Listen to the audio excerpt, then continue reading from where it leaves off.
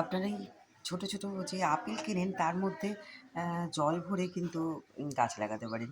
এগুলোর ফেলে না দিয়ে এরকম দেখুন আমি এর মধ্যে জল ভরেছি। জল ভরে ওপরে কটা ছিদ্র আছে, এখানে 1 2 3 4টে ছিদ্র আছে। আমি এই মানি প্ল্যান্ট থেকে একটা এখান থেকে আরেকটা ডাল নেব। এখানে 3টে ডাল আছে।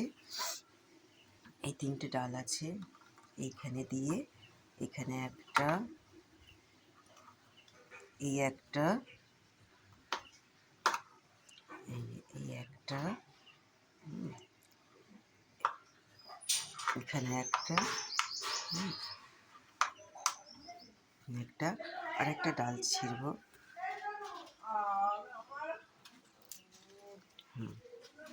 এই দেখুন, এই যে দিয়ে দিলাম। হ্যাঁ, এতে এতে একটা,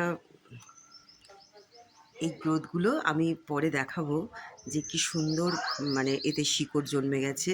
আর দেখতেও কত কিউট লাগছে না? ভালো লাগলে জানাবেন।